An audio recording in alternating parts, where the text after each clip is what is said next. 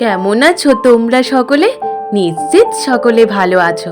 আজ তোমাদের জন্য আরো এক নতুন গল্প নিয়ে এসেছি, আয়না কাণ্ড।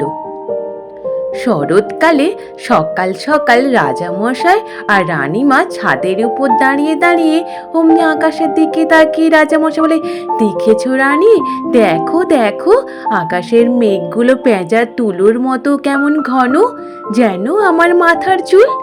রানীমা বলে, রাজামশাই, আপনার মাথার চুল এখন ঘন দেখছেন, বয়স বাড়লে তখন দেখবেন আপনার মাথার চুলও পাতলা হয়ে গেছে, এমনকি আপনার মুখে চোখে বয়সের ছাপও পড়ে গেছে। রাজামশাই বলে, রানী, না না, কখনোই না, এটা কখনোই হতে পারে না। তুমি এইরূপ করে আমাকে তুমি বলতে পারো না। তুমি কোথায় আমার প্রশংসা করবে, তা না করে তুমি এইরূপ কথা বলছো। রানীমা বলে, রাজামশাই, আমি আপনাকে কি বললাম? আপনাকে যেটা সত্যি সেটাই তো বললাম, তাই না? তারপর রাজসভা শুরু হয়ে যায়। ওদিকে রাজসভা শুরু হতে রাজামশাই আসছে না দেখে রাজগোপাল সভাসদরা বলে, কি ব্যাপার, রাজামশাই এখনো পর্যন্ত রাজসভায় এলো না যে? তারপর কিছুক্ষণ বাদে রাজামশাই হাতে একটা আয়না নিয়ে রাজসভায় আসে। গোপাল আর সভাসদরা বলে, রাজামশাই, আপনার আসতে এত দেরি হলো যে, আর আপনি হাতে ওই আয়নাটা নিয়ে কি করছেন? রাজামশাই বলে, এখন আমি আমার রূপচর্চা নিয়ে ব্যস্ত আছি। আমি সারাক্ষণ এখন আমার রূপচর্চা করব, তোমরা তোমাদের মতো আলোচনা করো। গোপাল বলে, এইরূপ কি সভা চলতে পারে রাজামশাই? বলে, সেটা তোমরা বুঝে নাও, আমি এত বুঝতে পারবো না। তারপর রাজসভা শেষ হতে গোপাল বাড়ি ফিরে যায়। বাড়ি ফিরে যেতেই গিন্নি তাকিয়ে দেখে গোপালের হাতে কিছু নেই। বলে, কি গো, তুমি যে আমার জন্য পুজোর শাড়ি আনবে বলেছিলে, কই আনলি না তো? গোপাল বলে, গিন্নি, এনে দেবো যখন বলেছি এনে দেবো, দাঁড়াও, 2-4 দিন দাঁড়াও, ঠিক সময় তোমায় এনে দেবো। গোপালের গিন্নি বারবার করে গোপালকে বলতে থাকে আর রাগ করতে থাকে। আর ওদিকে রাজামশাই নিজের কক্ষে বসে বসে উল্টো দিকে মুখ করে হু হু করতে থাকে। রানীমা রাজামশাইয়ের কক্ষে ঢুকে দেখে রাজামশাই উল্টো দিকে মুখ করে কি যেন মুখে আওয়াজ করে যাচ্ছে। অমনি রানীমা বলে, কি গো, তুমি উল্টো দিকে মুখ করে কি আওয়াজ করছো? বলে, রানী, এই যে দেখো, আমাকে দেখো, ভালো লাগছে না আমায় দেখতে? রানীমা বলে, এ মা, এ কি, এ তো মামদভূতের মতো লাগছে তোমায় দেখতে। বলে, রানী, আমি বেসন মুখে মেখেছি গো, বেসন। মুখে বেসন মাখলে মুখটা আমার ফর্সা হবে। সঙ্গে চোখের তলায় শসা দিয়েছিলাম, কারণ শসা দিলে চোখের তলায় কালো দাগ থাকবে না।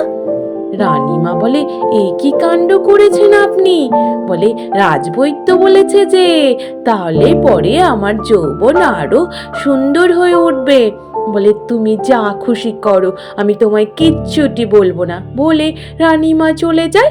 তারপর আবার পরের দিন সভা শুরু হতে রাজামশাই হাতে আয়না নিয়ে রাজসভায় যায়। গোপাল বলে, রাজামশাই, আপনাকে একটা কথা বলার ছিল। রাজামশাই বলে, তোমার কথা আমি পরে শুনবো, আগে তোমরা বলো দেখিনি, আমায় দেখতে কতটা সুন্দর লাগছে?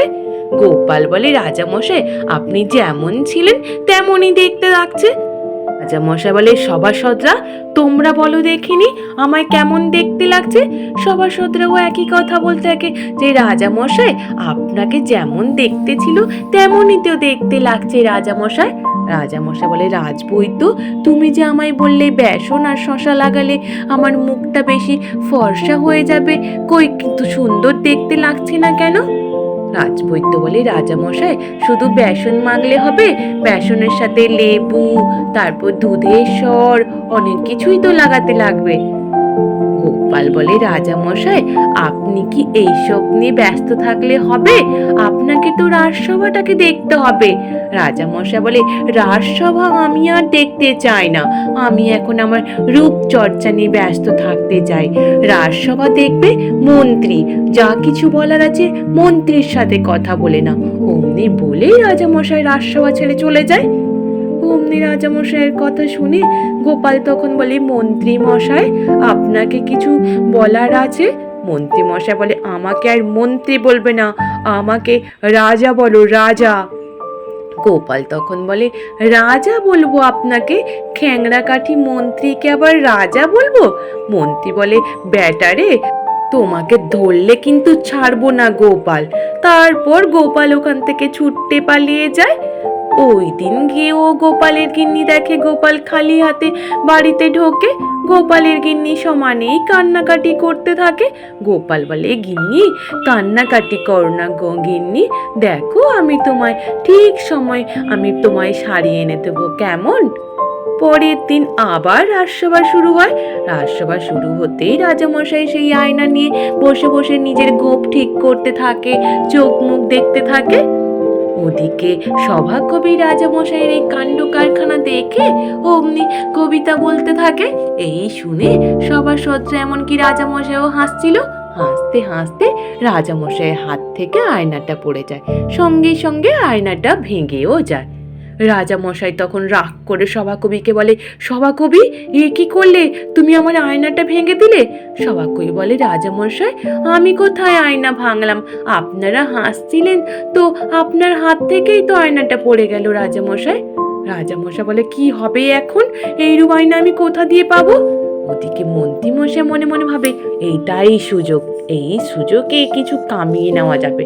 মন্ত্রী মশাই বলে, রাজামশাই জানেন, আমার একজন চেনা জানা লোক আছে যে মন্ত্রপুত আয়না তৈরি করে দেয়। ওই আয়নার সাথে আপনি কথা বললে আপনি আপনার মনের কথাও বলতে পারবেন, মনের কথা সব বলে দেবে আপনাকে। বলে, তাই নাকি? দেখি তো কে সেই মন্ত্রপুত আয়না বানিয়ে দিতে পারে। তাহলে তুমি তাড়াতাড়ি করে এই মন্ত্রপুত আয়না বানিয়ে নিয়ে আসো মন্ত্রী। মন্ত্রী মশাই বলে, 1000 মোহর লাগবে রাজামশাই। রাজামশাই বলে, বেশ, আমি 1000 মোহর তোমায় দিচ্ছি। গোপাল বলে, রাজামশাই এগুলো যত সব বুঝলো কি, আপনি কেন বিশ্বাস করছেন? মন্ত্রী বলে, গোপাল তুমি চুপ করবে। তারপর 1000 মোহর নিয়ে মেঝে মেঝে গিয়ে আয়নার দোকান থেকে একটা আয়না কিনে নেয়। কিনে নিয়ে তারপর ছুতোরের কাছ থেকে কে ফুটো করে নেয় আয়নাটাকে, নিয়ে বটা ঘটাকে গিয়ে বলে, বটা ঘটা শোন, তোদেরকে একটা কাজ করতে হবে, কেমন? তাহলে তোদেরও কিছু মোহর দেব, আমারও কিছু আয় হবে। তোরা এই আয়নাটাকে আমি রাজামশাইকে দেব, কেমন? আয়নার তলায় একটা ফুটো করা আছে, ওই আয়না থেকে একটা পাইপ লাগিয়ে দেব, আর ওই পাইপের শেষ প্রান্ত থেকে তোরা কথা বলবি, তাহলেই রাজামশাই আর বুঝতে পারবে না।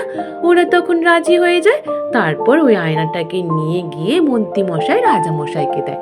রাজামশাই বলে, মন্ত্রী, আমি কি তাহলে এই মন্ত্রপুত আয়নার সাথে এখন কথা বলতে পারি? মন্ত্রী বলে, না না রাজামশাই, উত্তর দিকে জানলাটা খুলে আপনি এখন রেখে দেন, সারা রাত রেখে দেন, কালকে সকালে উঠেই কথা বলবেন। বলে, বেশ। তারপর ওই উত্তর দিকে জানলা খুলে আয়নাটাকে রেখে দিয়ে রাজামশাই রানীমা শুয়ে পড়ে। রাত্রিবেলা বটা ঘটা গিয়ে ওই আয়নার তলায় পাইপটাকে লাগিয়ে দিয়ে নিচে দুজনে অপেক্ষা করতে থাকে। সকালবেলা হতেই রাজামশাই আয়নাটার কাছে গিয়ে বলে, নমস্কার মন্ত্রপুত আয়না, আমি রাজা কৃষ্ণচন্দ্র, বলুন তো আমায় কেমন দেখতে লাগছে? বটা ঘটা তখন অন্যরকম গলার আওয়াজ করে বলে, তোকে তো খুব সুন্দর দেখতে লাগছে রে, খুব সুন্দর দেখতে, তুই এই কৃষ্ণনগরের সব থেকে সুন্দর ব্যক্তি রে। এই শুনেই রাজামশাই তো খুব খুশি হয়ে যায়। রাজামশাই বলে, ও রানী, রানী ওঠো ওঠো, দেখো মন্ত্রপুত আয়না কেমন কথা বলছে। রানীমা বলে, কি বলো? বলে, হ্যাঁ গো। রানীমা এসে জিজ্ঞেস করে যে, তোমরা কে? তখন বলে, আমি আমি ঈশ্বর প্রদত্ত মন্ত্রপুত আয়না। এই শুনে রানীমাও অবাক হয়ে যায়। তার ওদিকে গোপালের গিন্নি শাড়ি নেওয়ার জন্য কান্নাকাটি করতে থাকে। গোপাল মনে করে যে যাই, রাজামশাইয়ের সাথে পুরো দেখা করি, তারপর নালে রাজামশাইকে গিয়ে বলবো। গোপাল যখন রাজামশাইয়ের সাথে দেখা করতে এসে দেখে রাজামশাই ওই মন্ত্রপুত আয়নার সাথে কথা বলতে থাকে। গোপাল মনে মনে ভাবে, আয়না কখনো কথা বলতে পারে নাকি, দেখি তো একবার গে। তারপর গোপাল ওই রাজবাড়ির তলায় যখন উত্তর দিকের জানলায় ওই বাড়ির বাইরে নিচে এসে যখন দেখে বটা কটা ওই পাইপের মুখ দিয়ে কথা বলছে, গোপাল বলে, বেটারা এদিকে মন্ত্রী বেটাটা এবার ধরা পড়বে। সঙ্গে সঙ্গে দড়ি দিয়ে বটা ঘটাকে বেঁধে ফেলে। তারপর ওর পাইপের মুখটার কাছে গোপালকে কথা বলতে থাকে। রাজামশাই বলে, কি তোমরা বললে না তো আমাকে সত্যি সত্যি সুন্দর দেখতে লাগছে? গোপাল তখন বলে যে, না না, তোকে সুন্দর নয় দেখতে লাগছে না, সুন্দর তো একমাত্র ঈশ্বর। বলে, কিছুক্ষণ আগে যে তুমি বললে আমায় সুন্দর দেখতে লাগছে। গোপাল তখন বলে, ওটা মন্ত্রী মশাই বটা ঘটাকে দিয়ে বলাচ্ছিল, তোর কাছ থেকে 1000 মোহর নিয়ে নিয়েছে। ওই রাজামশাই বলে, তাহলে তুমি কে? বলে, আমি গোপাল, রাজামশাই গোপাল।